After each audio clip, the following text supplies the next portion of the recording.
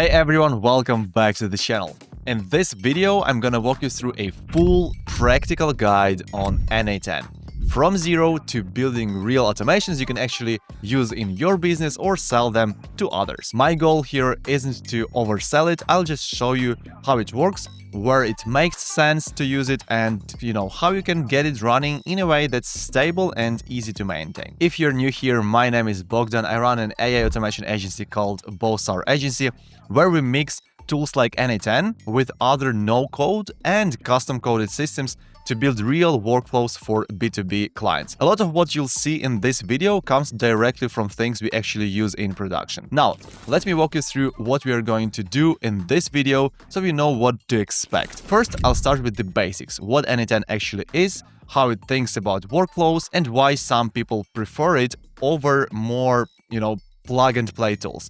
I'll keep it simple and visual, so even if you're new to automation, it will make sense. Then I'm gonna show you how to run n8n. We'll look at the different ways to use it locally on your machine, self-hosted on your own server, or using a managed cloud option. I'll also show you the setup I recommend if you want something that's reliable but not a nightmare to maintain. Once that's clear, we'll jump into the n8n editor together. I'll walk you through the interface, how nodes work, what executions are, how data flows through a workflow, and more. After that, we will build our first workflow together. It will be a simple but useful automation so you can get comfortable dragging nodes around, passing data, testing in real time, and understanding how everything connects without it feeling too abstract. And when you're comfortable with the basics, we'll move into something more practical. We'll build an inbox manager, and from there we'll do a more advanced build, a lead scraping workflow. By the end of this video, you'll not only completely understand how n8n works, but you'll have a few workflows that you can copy,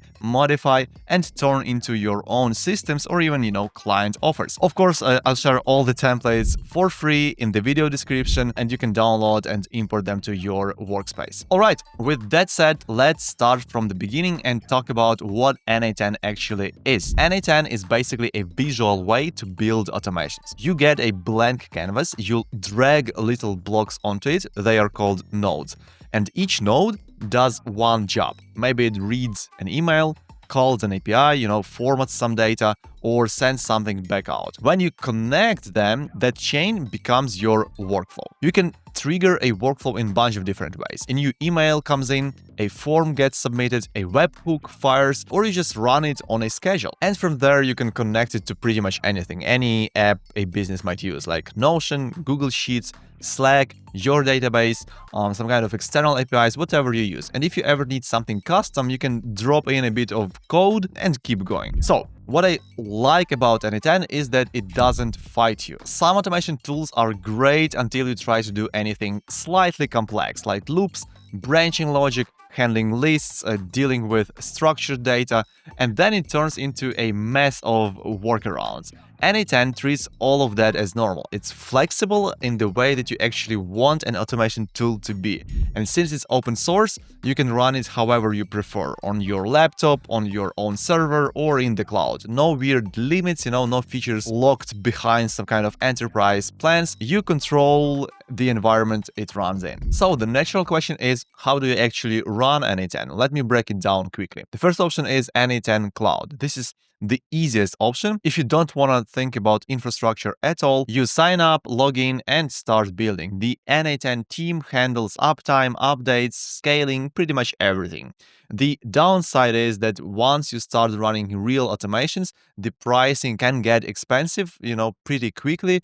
Your build per execution. So if a workflow runs often or you're testing a lot, your bill grows fast. The second option is running it locally. So you install it with npm or run it with Docker, open it in your browser, and you're ready to build. It's perfect for experimenting or testing ideas because it kind of starts instantly, but also shuts down instantly. And the third option is self-hosting. This is the I want full control option. Okay, you set up a VPS, install Docker, connect a database, add SSL, And now you have your own automation server that runs 24/7. I know it sounds technical and confusing, but it doesn't have to be so hard and technical. You can use VPS providers like Hostinger and basically set everything up in one click. Let me actually show you how to do it, as I personally use Hostinger for running my n8n workflows. It is super cheap, so you can scale later on. All right, let's get n8n set up on Hostinger. So use the link in the video description, and once you're on Hostinger's website, head over to Services. You'll see the option for self-hosted and open source n8n hosting. So go ahead and click on that. I'm grabbing this very generous Black Friday offer here. I'm not sure if it's gonna be there when you watch this video, but I hope so. Anyway, here I'm choosing the KVM2 plan. That one gives you enough power to run pretty much any automation you'll build. Since there are some solid discounts right now, I'm going with the 24-month plan, which also includes a free domain for 1 year. You don't need a daily auto backups for what I'm about to show you. So we can leave that off. And for the server location, just pick whichever one is closest to you. Under operating system, n8n should already be selected. So click continue, and Hostinger will walk you through the rest. Next, it will ask you to create a root password. So this is the password that you'll use to log into your virtual private server. I'm generating a strong one here. Save it somewhere safe, and then click next. So you'll also see an option to add a malware scanner. For our use case, we don't need that, so go ahead and finish the setup, and Hostinger will take a few minutes to prepare everything. Once it's ready, go to your Hostinger panel, then click on VPS, and you should see your new server. Click Manage App and set up your n8n account. When you're done, you'll land right inside your n8n dashboard. Hostinger also gives you the option to activate paid features for free, so you can grab a free license key here or just skip it. And that's it. In a moment, we'll click Start from Scratch and build our first n8n workflow. But before we start building anything, let's quickly make sure your n8n instance is fully updated. There are many nodes that you need to have updated in order for them to work. So head back to your Hostinger panel, click on VPS, and check that your server shows as running.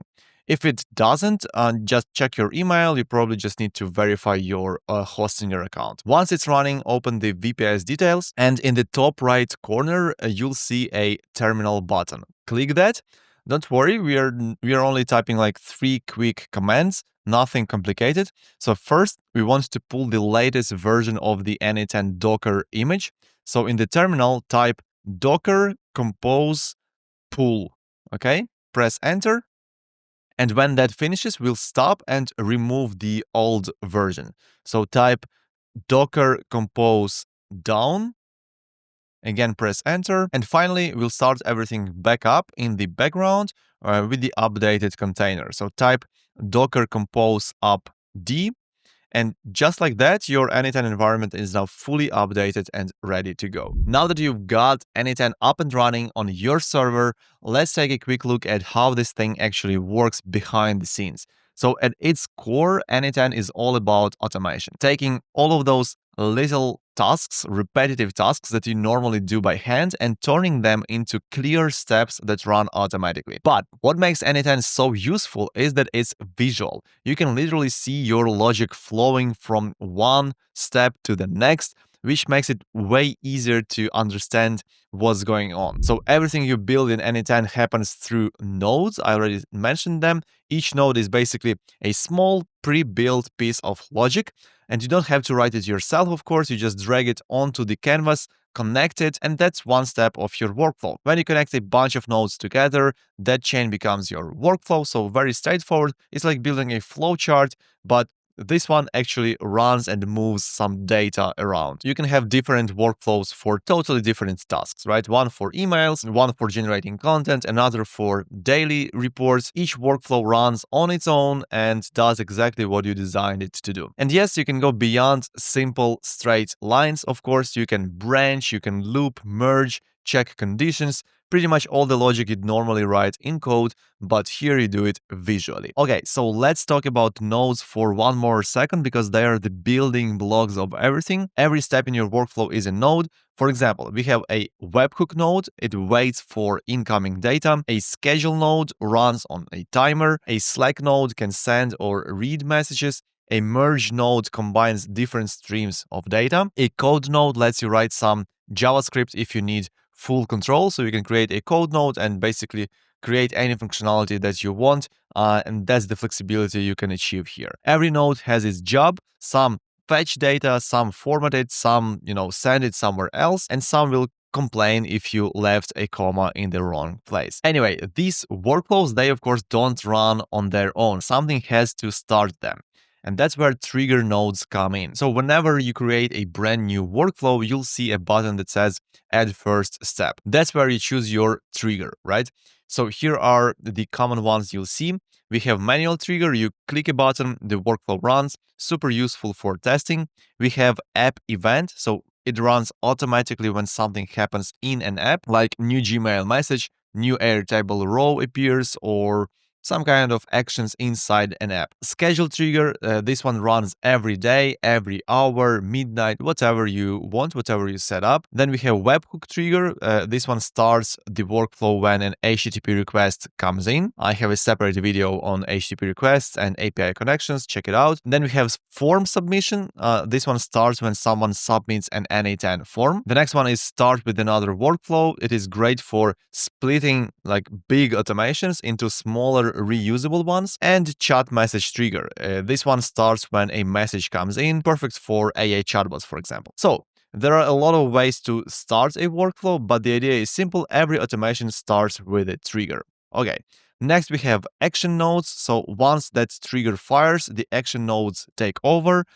These are the steps that actually do things, okay? For example, you can send messages in Slack, you can add something to your calendar, call an API, update Google Sheets, respond to an email, and you can chain as many actions together as you want, okay? So maybe something happens in Slack, which triggers an API call, which updates a spreadsheet, which sends you a notification, and all of that happens automatically with the right action nodes. Then we have data flow. So one of n8n's strongest features is how it handles data, right? Each node passes structured data, usually JSON, to the next one. And you can click on any node to see exactly what came in and what went out. Okay, so debugging becomes really visual. You're literally watching the data move step by step through your workflow. So instead of just, talking about how n8n works, let's actually build something small so we can see triggers, actions, and data flow all working together.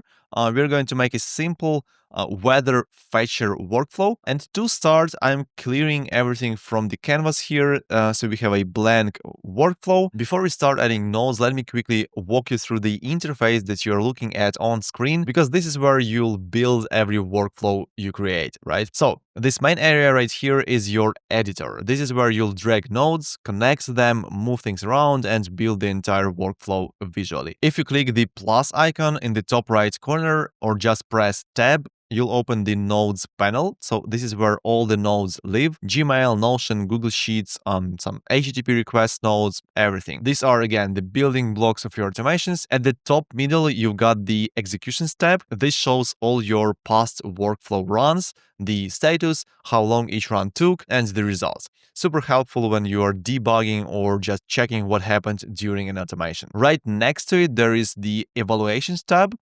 This lets you inspect input and output data for every node while testing. It's perfect for making sure that your data is flowing the way you expect, right? Back on the editor, you can also add sticky notes. Just press Command S or Control S on Windows. And these are great for documenting parts of your workflow or leaving notes for yourself. Also, if you want to create a workflow and share it with the community as an n8n creator, you have to add those sticky notes explaining what's going on inside your workflow. On the right side, there is the focus panel. You can open it by pressing Shift plus F, or just clicking on this icon. This shows you detailed information about whichever node you currently have selected. At the top of the screen, the header, you'll see your workflow's name, your tags, the active or inactive toggle, and all the options to save, share, and manage the workflow. Down in the bottom left corner, you have controls to zoom in, zoom out, tidy up your layout, or snap your entire workflow into view with zoom to fit option. Okay, and finally at the bottom you have the logs panel. You can expand it by pressing L, and this shows you exactly what's happening during execution. So the steps, any errors, and all the behind the scenes details. Now that you know your way around the interface, let's actually build our first little demo workflow together. We'll keep it simple, a basic weather fetcher, just to see how these triggers, actions, and data flow nodes all connect. So to start, I'm adding a manual trigger. This lets us run the workflow on demand while we are testing it. So when you click execute, everything connected after it will run. Next, we need some data, right? So I'm gonna add an HTTP request node. This is how you pull data from an external API. Make sure it is set to get because we are requesting data. I'm going to explain this in a moment, so bear with me. For this request, I'm using IP API, which will give us the location of the server. And that way, in the next step, we can fetch the weather for that exact location. It will make sense in a moment, okay? So just paste in this URL, ipapi.co/json, and execute node. We should see the results like location details, coordinates, all of that. Now we'll add another HTTP request node, and this one we'll call OpenMeteor. OpenMeteor is a free weather API, okay? So if you Google OpenMeteor, you'll find their documentation, and we are going to use the latitude and longitude that we just got from IP API to request the daily temperatures for that particular location. You can paste the full URL directly, or what I prefer, you can switch over to the expression editor. And this one lets you insert variables like the current date, for example, or the server coordinates dynamically. So I always do this. You input dynamic variables and they're going to be pulled from previous nodes. Okay, let's execute it and you'll see a ton of data, latitude, longitude, time zone, elevation, the daily time units, and the actual temperature values. And you can switch between JSON view, schema view, or table view, depending on how you want to inspect the data. And this is what makes n8n so visual. You always see exactly what's happening, which kind of data you receive. Okay, now that we have weather data, let's add a little logic here. We'll check whether it's warm or cold today. So let's add a data flow type of node, specifically an if node. And from the OpenMeteor node, just grab the value for daily temperature, this one. So that's today's maximum temperature in Celsius. Okay, you can drag and drop it right into the if condition. I'm gonna check if this number is less than 25 degrees. Your threshold might be different. Let me know in the comments what you consider warm or cold, but I'll stick to 25. And if you prefer Fahrenheit, you can update your OpenMeteor request by adding and sign temperature underscore unit equals Fahrenheit. Okay, rerun it and the temperature values will update automatically. For now, I'll just keep it in Celsius. Because we are using an if node, we now have two paths, true and false.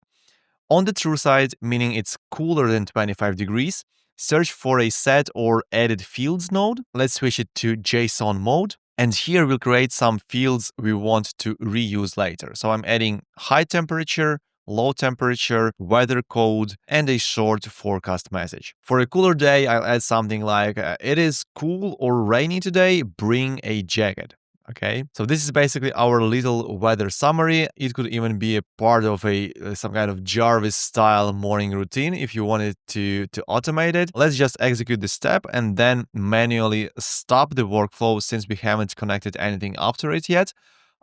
Just open the output and you'll see all the fields we just created. Okay, now click the three dots on that node and duplicate it. Drag that copy to the false path, and inside it, change the message so it fits a warm day. Something like, it's warm and sunny, grab your sunglasses. Okay, if you want to test the warm path quickly, you can temporarily change the if condition to something like less than 10. So it's guaranteed to fail and go down to warm route.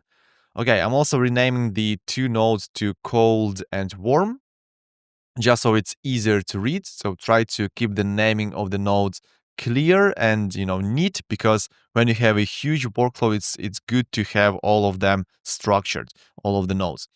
Okay, now let's run the whole thing, execute the workflow, then stop it once it finishes.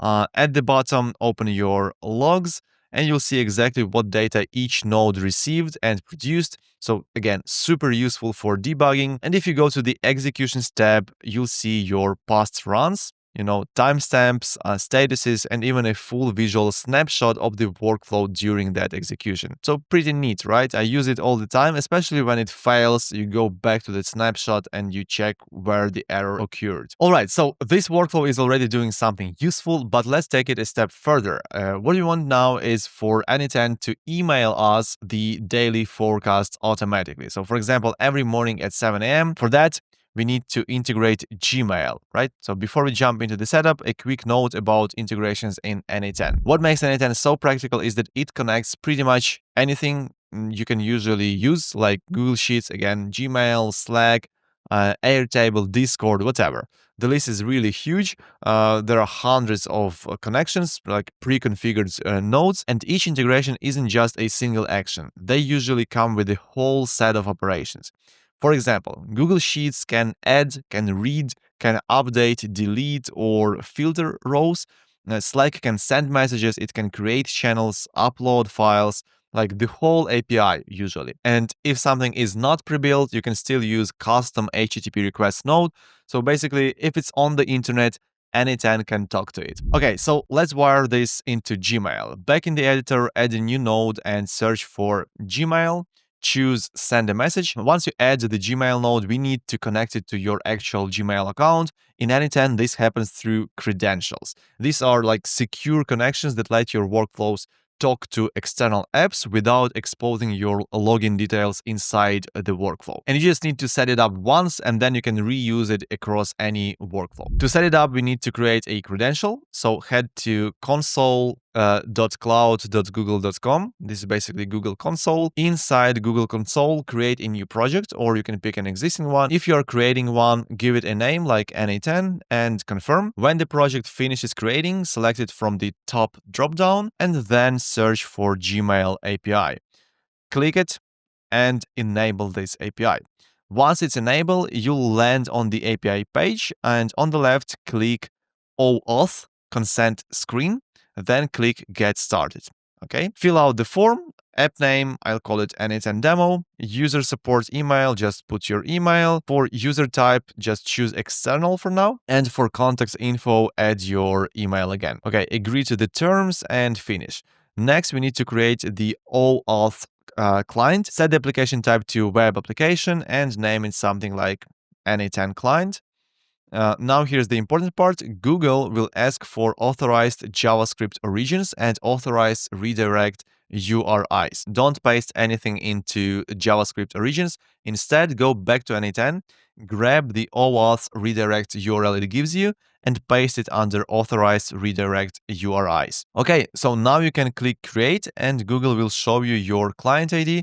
Just copy that and paste it back into n8n. Apart from client ID, we also need client secret. So click OK here, open the n8n client you just created, scroll down and copy the client secret. Okay, paste that into n8n as well. And before saving, you need to add a test user in your Google Console. So click add user under test users and add your email. Now click save. Okay, back in n8n, click sign in with Google. Choose the same email, click allow, like give all the permissions here, and the window should close automatically. And that's it. Your Gmail credential is ready. When you need to connect other Google services like Google Sheets or Google Drive, because there are all the nodes already pre-configured, the only thing you need to do additionally here is to enable APIs for those particular services. Just type, Google Drive or Google Sheets and enable API for them as well. Okay, now that the connection is done, we can actually configure the email. So open the send a message node, choose the Gmail account you just set up. For 2, just enter your own email. For subject, I'll put something like today's weather forecast. Nick is our CTO, so he contributed to the creation of this video a ton. Thanks, Nick. Feel free to personalize this subject as much as you need. For the message field, you can type something simple like Nick, here's the weather, or switch to an expression again and write a dynamic string, something like, today's weather, high temperature, low temperature, and a little bit of an advice, whether it's cool or warm.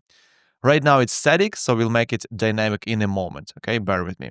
Back on the canvas, connect both the cold and warm paths to this Gmail node. No matter which one runs, we want the email sent in any case. So now let's just click execute workflow, and you'll see each step lining up. Within a second or two, you should get an email, and if you check your inbox, you'll see today's weather forecast with your personalized info. And of course, this doesn't have to be an email. This is just an example. Okay, now let's replace the static message with real data. So open that message field again. I'm going to delete everything in there. And as soon as it's empty, n8n will show you all the variables coming from the previous node on the left. So just drag the forecast field into the message, and that's all we need, right?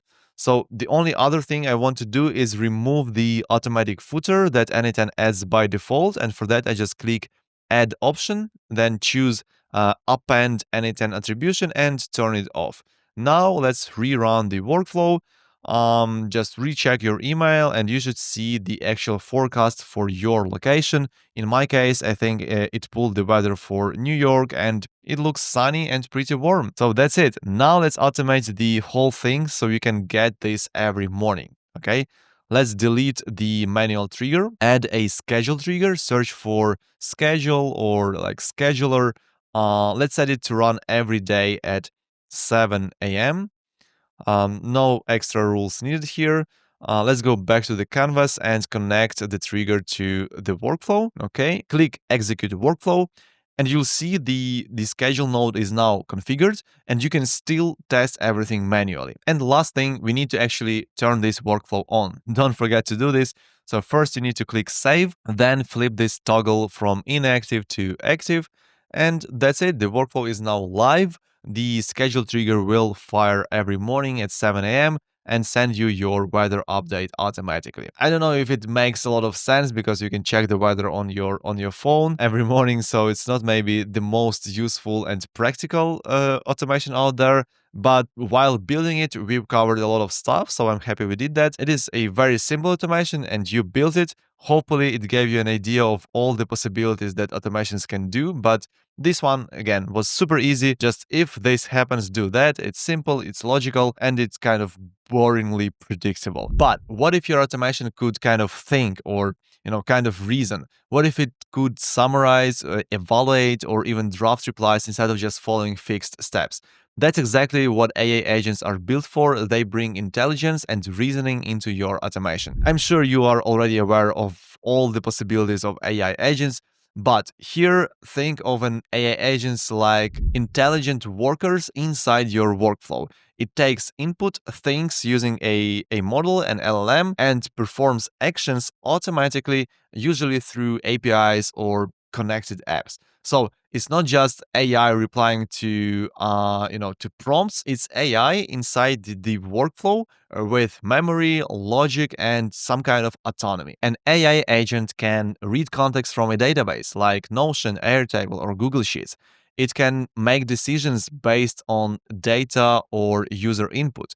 It can trigger actions, such as sending emails or posting content or updating records. It can also evaluate results and adjust next steps. All right, now that you've seen how n8n works with a simple workflow, let's build something a bit more practical. We're going to create an inbox manager, a workflow that helps you manage your emails automatically.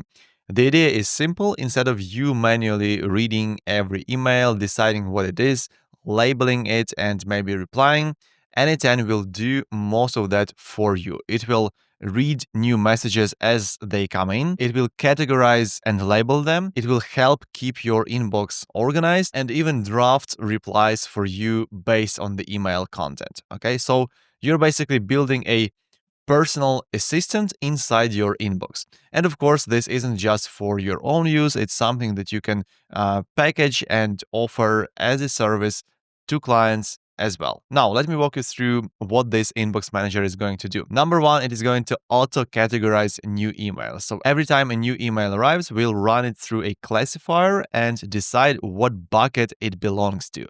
Maybe it's a support request, a client message, a newsletter, or a subscription. And based on that, we'll automatically apply the right label. And number two, it is going to draft replies with AI. So for important emails, we'll use AI to generate a reply draft. You'll still review it and hit send, but you won't have to start from blank, right? Start from scratch. So by the end of this build, your inbox will be way more organized and a lot of the mental load of inbox zero, will be gone. And you'll also understand how to build similar systems for yourself, your team, or clients. All right, first, let's set up a bit of a structure inside Gmail. So go to your inbox and think about how you usually sort emails manually. Usually it's based on things like sender, for example, emails from Netflix or Audible. Those are clearly subscriptions, right? It might be according to subject line. So newsletters often have some recurring patterns or keywords, and you just subconsciously spot them right away. And priority, emails from clients, work, or banks, those are usually important. So for this workflow, we'll kind of mirror that logic using labels. In Gmail, I'm creating a few labels. So newsletter, subscriptions, and priority. You'll also see important already exists as a system label in Gmail. So we'll just drag that to the top of the list and it will be easy to access. Okay, now we've got inbox, important, newsletter, subscriptions, and priority as our main buckets. Now let's wire this up in n8n. So head back to n8n and create a new workflow. I'm gonna call this one inbox manager. And the first thing we want to handle is auto categorizing new emails as they come in. So for that, we need a trigger. Search for Gmail and pick the trigger called on message received. Connect it to the same Gmail account you used earlier. And for the polling interval, I'll set it to every 1 minute. So n8n checks for new emails once a minute. There's also a simplify option on this node. Turn that off so we get the full raw data instead of a simplified version. We'll need that extra data for classification later on. Now click Fetch Test Event, and that will pull the latest email from your inbox so we have real data to work with while building the rest of the workflow. Okay, back in the canvas, let's add the next piece of our inbox manager. We are going to add a text classifier node.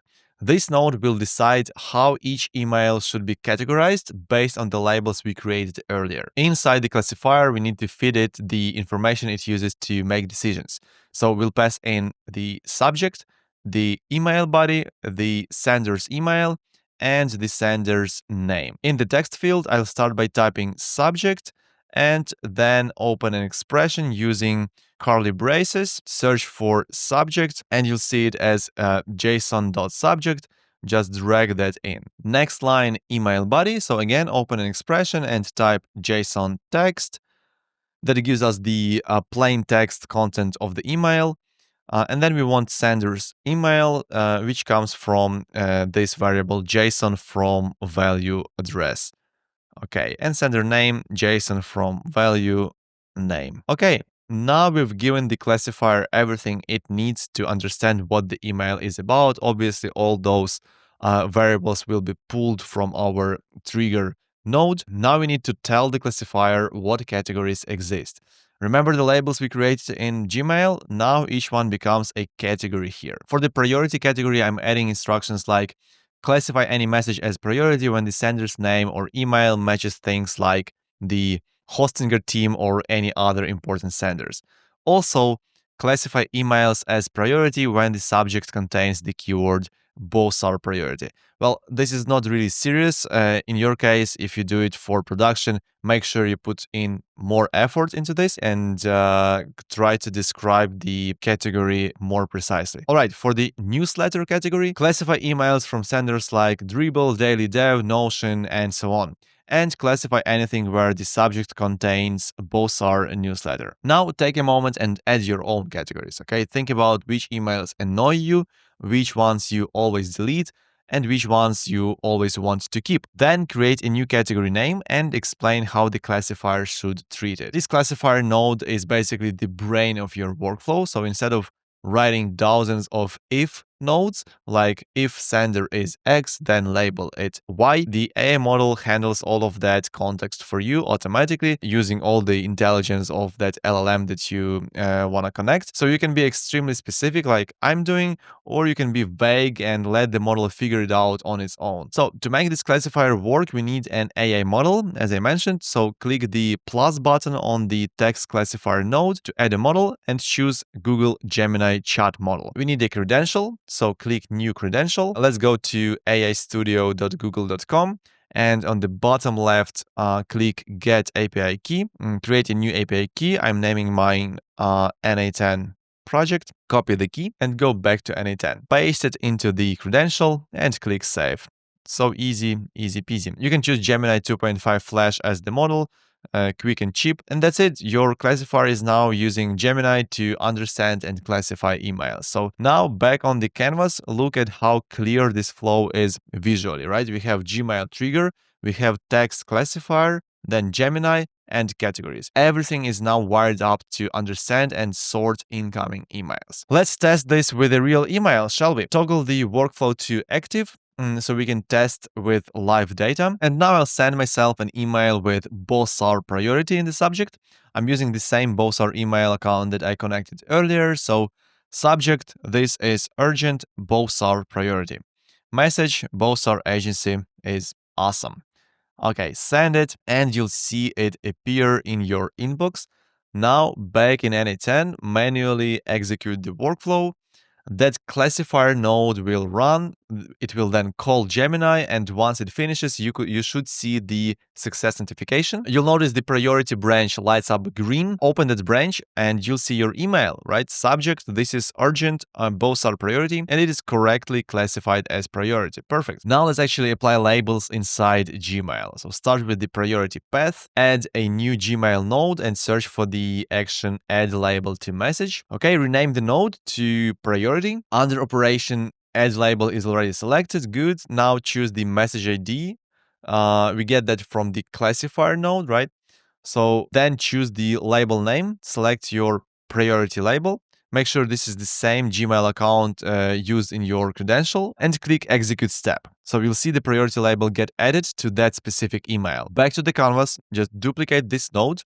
Let's rename it to newsletter and change the label from priority to a newsletter and save the workflow. Back in Gmail, you'll see the email still in your inbox, but now it has a priority tag. And if you click the priority label on the left, the email appears there as well. So great. Priority emails stay in the inbox, and newsletter emails not so much. Those we usually want out of the way, so let's test that. Send yourself another email. Subject, hello, both are weekly, both are newsletter. Write something random here. Send it. This should get automatically tagged as a newsletter. Right now, the workflow runs every minute, but I'll execute it manually. And yep, it's classified as a newsletter. So in Gmail, you'll see the newsletter label applied. Now let's move newsletter emails out of the inbox. Add another Gmail node and search for remove label from message.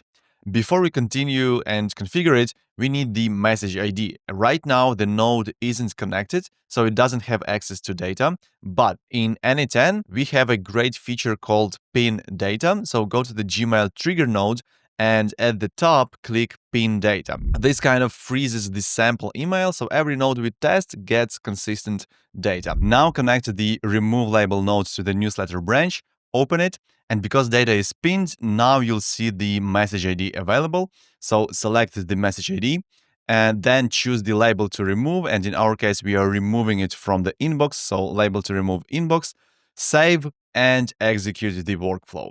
It will run through the classifier, tag the message as newsletter, and then remove the inbox label. So back in the Gmail, if you refresh, the email disappears from the inbox and shows up only under the newsletter label. And this is exactly how we clear out inbox clutter automatically. All right, so your inbox manager works for new emails going forward, but what about the hundreds or maybe thousands of older emails that have been sitting in your inbox for years? You probably don't want to, clean those up manually as well.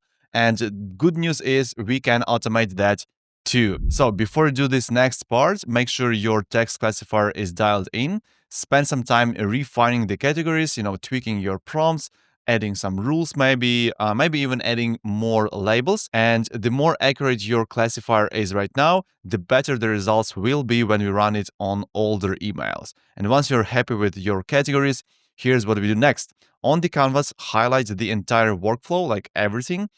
Then press like Command Control C to copy it and paste it right next to the original. But for this copy, we are going to replace the Gmail trigger with a manual trigger. So delete the Gmail trigger and add a manual trigger instead. Now we need a node that pulls multiple existing emails. So search for Gmail and choose Get Many Messages. This node has a limit field, and that's how many emails you want n8n to fetch. I recommend starting small so you can check the results first. So I'll set it to 10 because, I send myself 10 fake emails to kind of mimic a messy inbox. Some priorities, some newsletters, some monitoring, etc. Now, connect manual trigger to get many messages to text classifier. And when you run the manual trigger, n8n will fetch those emails and send them one by one into the classifier. Click Execute Workflow, and you'll see it pulling the messages and running each of them through the classifier. But even though the workflow says it executed successfully, you'll notice nothing actually got labeled. So let's figure out why. If you open the text classifier node, you'll see the problem immediately. All the values are coming in as undefined. Let's check the Get Many Messages node. And here's why. The Gmail trigger and the Get Many Messages node output slightly different field names. For example, the Gmail trigger gives us subject, lowercase s, and get many messages gives us subject with uppercase s. And same with the body. Gmail trigger gave us text, and get many messages uses snippet instead. Sender email here, it's simply under from, and sender name is inside that same from field as well. So we just need to update our classifier expressions. I'll remove the old expressions and drag in subject with capital S, snippet for the body, from address for the sender email, and from name for the sender name. Once everything lines up with the data structure, we are good. So now go back and run the workflow again. Click Execute Workflow, and this time it fetches the 10 messages, sends them through the classifier, and now you'll actually see the results. There we go. Out of the 10 test emails, we got 2 were classified as priority, 7 as newsletter, and the rest went into other categories you created. Back in Gmail, check your inbox and you'll see far fewer emails sitting there waiting to be dealt with, and the ones still in your inbox are properly tagged. So if you want to preview priority first, you can. If you want to check all newsletters, you can.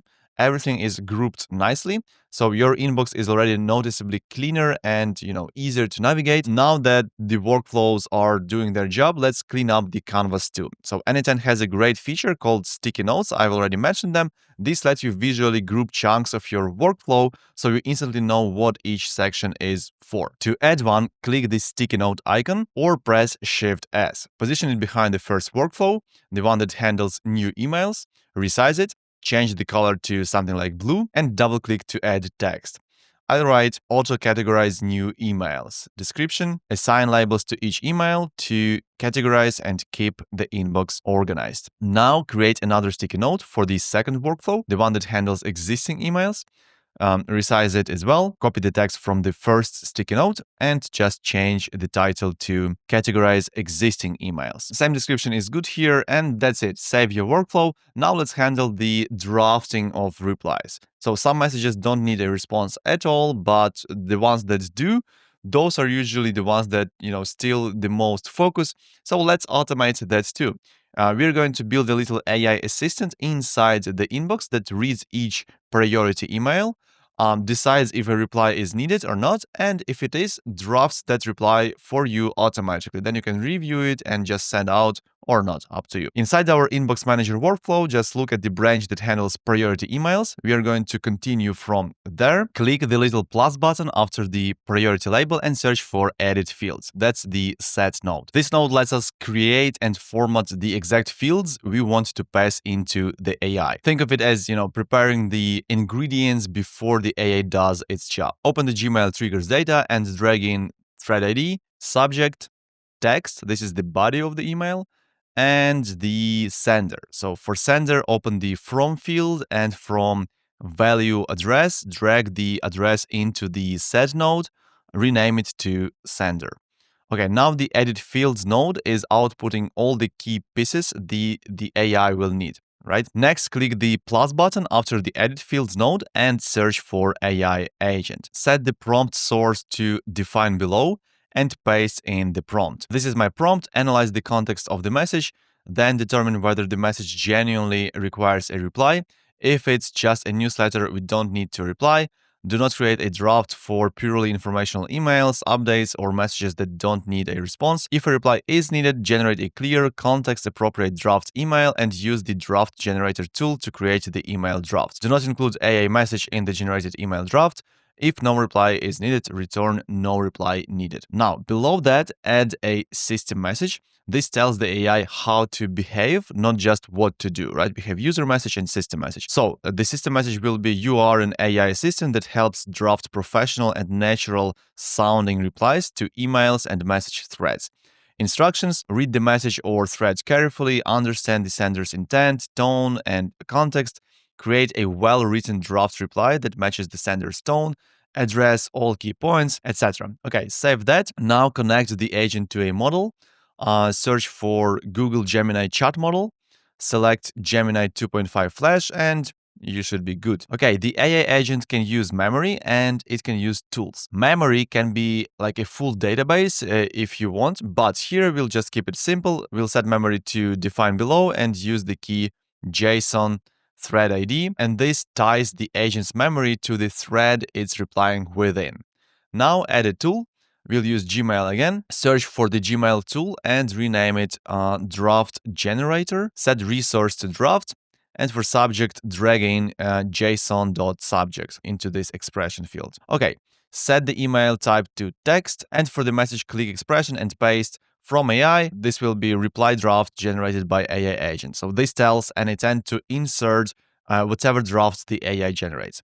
Under additional options, let's add thread ID set to JSON thread ID, and 2 should be JSON sender. Okay, now your AI knows who to reply to and what thread it's part of and what tools it can use. Let's actually test everything. Go back to the canvas. You'll notice the last run landed in the newsletter branch because that's what we tested earlier. Let's send 2 real test emails. So test 1 will be an email that shouldn't get a reply. So send yourself an email with, both are priority, and body would be, howdy, I just want to inform you that I got the package today. Thanks.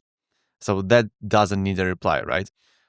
Give it about a minute, refresh Gmail, and you'll see it's labeled as priority, but there is no draft. Perfect. The second test is an email that should get a reply. So now send another email. The subject will be again, both are priority, and the body will be, I updated the project documentation today. When you get a chance, please review the document and let me know if you approve it. This one definitely needs a response, right? So again, give it a minute and check executions in n8n. If you don't see the AI agent running, it usually means the workflow wasn't saved. So make sure to click save first. Then unpin the data from earlier and re-execute the workflow so it pulls the new email. At first, my agent didn't run because I passed the wrong field. Instead of JSON content, it needs the text field of the email. So I updated that and reran it, and now it works. Gemini decides a reply is needed, generates the text, hands it off to the draft generator, and n8n creates the draft in Gmail. So check your inbox. Your email is labeled priority, and right underneath it, you'll see a drafted reply ready for review. Pretty cool. And that's it. You now built one of the most really useful n8n automations. It categorizes your emails, cleans your inbox, decides what matters, and drafts thoughtful replies automatically. You could literally package this and sell to clients. Now, if you made it this far into a pretty technical build, that already tells me something about you. You're not just casually watching automation videos, you're actually trying to skill up. And if you're serious about this stuff, then I want to invite you to join AI Fellowship Plus or AIF Plus. And here's the idea behind it. So over the last year, we've been building automations for clients. We've been teaching others how to do the same and collecting all the methods that actually work. AIF Plus is basically the program we wish we had when we were starting out. A complete roadmap for turning automation skills into real income. So it's not a passive course, it is an accountability program with daily practical actions, step-by-step lessons you can follow, personalized feedback on your builds and lead generation efforts, 3 live Q&A calls every week, and the most valuable part, a community of people building the same thing as you are, going through the same kind of challenges. We also offer exclusive software discounts, and these aren't, little 10% off coupons. I'm talking about like $1,000 worth of Airtable credits, and it works. 20,000 in fee removals for Stripe, or completely free Go High Level account, and much more. I want this to be accessible, so the price is intentionally low, and it is backed by a simple guarantee. If you follow the process and don't land your first client within 90 days, you get your money back. Okay, the link is in the video description. If you want to join us, please check it out and I'll see you inside. Now let's get to the second build. I'm going to show you how to build a Google Maps email scraper, okay? So we are going to use the Google Places API together with n8n to create a lightweight kind of lead generation system. And here's what the workflow will do. You give it a search term like London plumber. It fetches all the Google Maps business listings for that query. Then it visits each company's website automatically. Then it extracts any emails it finds, and it stores everything neatly inside Airtable. Once this is built, you can run it across hundreds or even thousands of locations or keywords. Just change your search terms, increase the limits, and that's pretty much it. You can, of course, download a ready-to-use template from the video description absolutely for free. But now let's build it step by step, not just, showing you a finished version. So I want you to understand what each piece does so you can extend it later, however you want for your custom projects. All right, let's dive in. I'll start by creating a new workflow. I'll name it Google Maps Scraper. Then I'll add a tag like n8n course just to, keep everything grouped. First node will be a manual trigger. For now, we'll trigger this workflow manually, but later you could easily replace this with, Airtable or a schedule if you want to run it automatically. Right now, we are focusing purely on the scraping logic. Most people assume you can scrape Google Maps by simply hitting a URL like google.com/maps/search/ and your term, like London plus plumber. And that's the first thing I tried as well. So let's recreate that, add an HTTP request node, paste this URL, google.com maps search London plumber, then turn on ignore SSL issues and include response headers and status. Just run it. And we do get a response, but look at the HTML. It's not the Google Maps search results. Instead, it's Google's cookie consent page. What's happening is really simple. So usually your browser, like Google Chrome, it handles cookies, JavaScript sessions, consent, pop-ups, etc. n8n's HTTP node does not. So Google sees it as a bot and blocks it instantly. So if you test this in your browser, it works, but from n8n, not happening. I could show you how it normally extract website URLs from an HTML. So here's a quick JavaScript snippet for that. But if we run this extraction on what Google returned, we get nothing. No business websites, no plumber listings, just Google's internal cookie page links. So the direct scraping approach doesn't work. Let's delete those nodes. We are not using this path. This is how you should fetch Google Maps data. You should use the Google Places API, which is Google's official endpoint for Maps listing data. And yes, it's technically a paid API, but Google gives every account $200 per month free in Places API credits. For most people, that's like thousands of free calls every month. So for nearly all lead generation workflows, this is effectively free. Now, here's how to get access. Go to console cloud google.com, create a new project or pick an existing one, search for Places API, enable it, and then go to credentials and create an API key. Okay, copy that key and we'll use it inside n8n. That's all we need for now, to start pulling Google Maps listings the correct way. Now that our API key is ready, let's actually start building the scraper inside n8n. We'll build this in small pieces so it's easy to follow, and once it works, you can scale it however you want. We will start by calling the text search endpoint from the Google Places API. This is what turns a search term like London plumber into a list of real businesses, okay? So add an HTTP request node and configure it like this. URL should be maps googleapis.com/maps/api/place/text search/json. Query parameters will be query London plumber, and key should be your API key. Now run the node. You should see a proper JSON response with a list of places. Each result includes like the business name, address, rating, and the important one, place ID. And we are going to use those place IDs in the next step because the text search endpoint doesn't give us website URLs directly.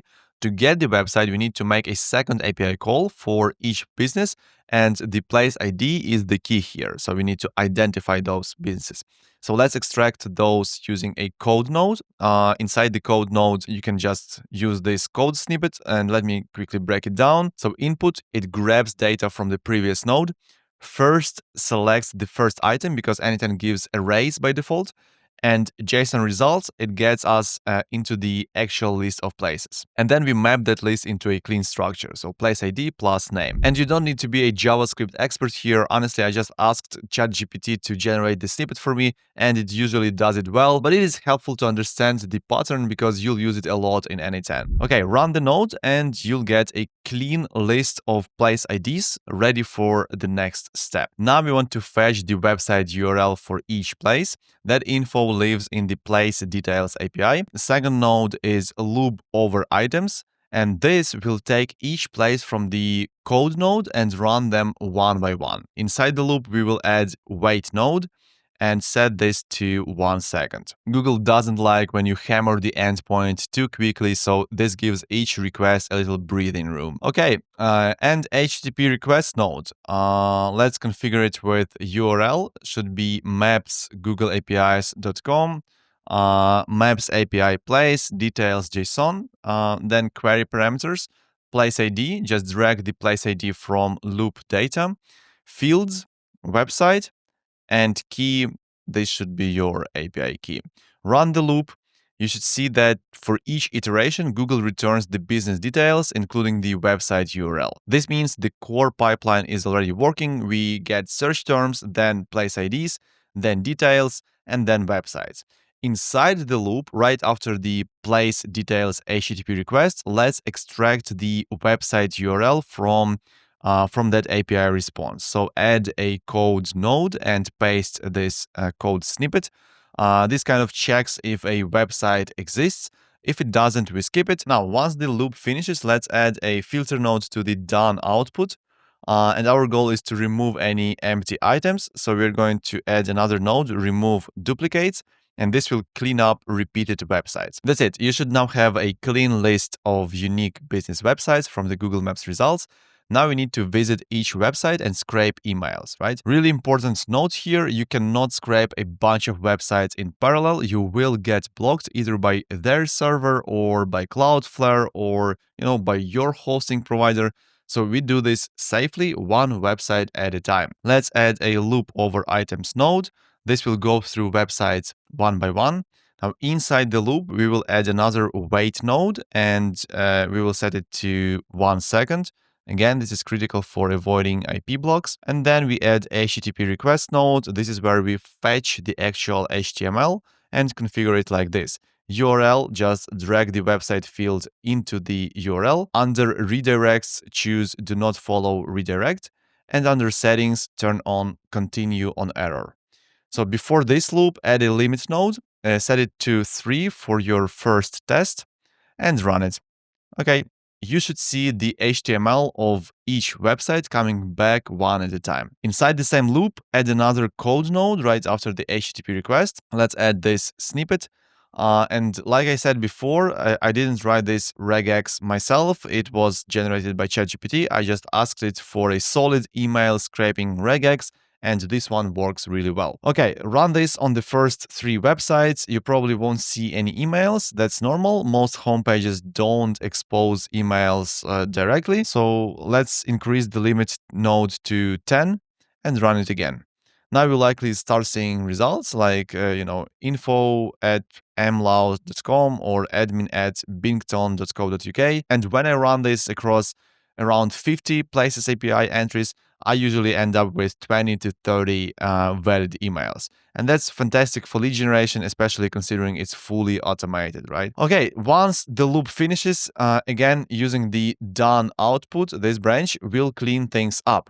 We'll add filter node, make sure the email field exists, and then again, remove duplicate node, because we want to avoid duplicate emails. Now you should be left with a clean, unique list of real emails, and later on when you use some kind of a software for outreach, usually it will verify that those emails are indeed valid and you can send emails to them. Okay, let's get these emails into Airtable now. We will add Airtable node. Operation should be create a record. Choose your Airtable credential or create one. Select your base, Google Maps scraper in my case. Select your table, emails, and map the email field into the table's email column. Okay, let's do the final test. Let's run the whole workflow and done. Every extracted email is now neatly stored in Airtable, ready for outreach or, whatever workflow you want to plug in next. Sorry, my camera crashed. That's why the change of location. Anyway, that's it. You've now built a fully working Google Maps email scraper using Google's official Places API, n8n's looping and automation features, a bit of code, safe scraping practices, and Airtable for storage. You can use this workflow for pretty much anything. B2B lead generation, building automated email lists, doing market research, creating local business databases, running outreach campaigns, or even simple competitor analysis. It's one of those tools that fits into almost any workflow where you need reliable contact data fast. And if you want the full template, you can download it using the link in the video description completely for free. All right, let's talk about what everyone's actually thinking while watching a video like this. How do you make money with skills like these? Because at this point, you already know how to work with real APIs, you know how to build scraping workflows, extract and clean data, connect everything into the tools that businesses use every day. And that alone puts you way ahead of most people who are just casually experimenting with AI. And after working with hundreds of people, I've noticed something pretty consistent. Most beginners think they need to master every automation tool before they can talk to a client. They wait until they feel like ready. And honestly, that's the biggest trap in the entire space right now. You don't need to be a super advanced expert. You just need to solve one real problem for one real person. Workflows like the one we built today already solve meaningful, painful problems inside real businesses. So what's the smartest way to get started? In my opinion, it's freelancing, not a product, not consulting, not building a big agency, just offering simple service-based work. If you try building a product first, it is, first of all, slow and expensive. If you jump into consulting too early, you'll struggle because consulting requires deep experience, track record, etc. But freelancing is fast, flexible, low risk, and it gets you paid early. It's literally just, a client, a problem, and your solution, your hours, right? Every project you complete becomes a real case study. Every case study starts compounding into leverage. And before long, you realize that 80% of what you're doing becomes repeatable. So you're just tweaking it for each new client. And the best part, you learn while you earn. Now, when it comes to finding clients, you can approach it from two angles: outbound and inbound. Outbound is the simplest way to get your first deal. That's things like Upwork, sending cold emails, messaging people on LinkedIn, posting in Facebook groups, simple direct approaches that get conversations started quickly. And that's what you need. Pick just one channel and stick with it until it works. Long term, you can also build inbound demand if you just document what you're learning, literally just share your builds, your experiments, your mistakes, the things that you figure out along the way. people start finding you. It naturally builds credibility. So this is actually how I get a lot of my clients today. I don't chase them. They come to me because I share what I'm building. And you can absolutely do the same by just being open about your learning process. And if you want the fastest and safest route through all of this, then inside our community AIF Plus, we guide you step by step. You get daily tasks, so you always know what to do next, accountability, so you stick with it, personalized support when you get stuck, and hands-on feedback from me and my team on your actual builds and outreach.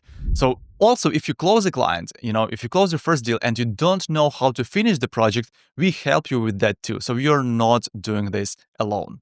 But even if you're not joining, my biggest advice is that don't wait for the perfect moment. You already have everything you need to take the first step. Just get that first win, and from there, everything gets easier. Thank you so much for watching. If you found this helpful, let me know down in the comments and tell me what you want me to build next. And if you want more videos like this, make sure to like the video and subscribe. It really helps the channel, but also lets me know that you want more deep dive builds like this one. I appreciate you being here, and I'll see you soon in the next one. Bye.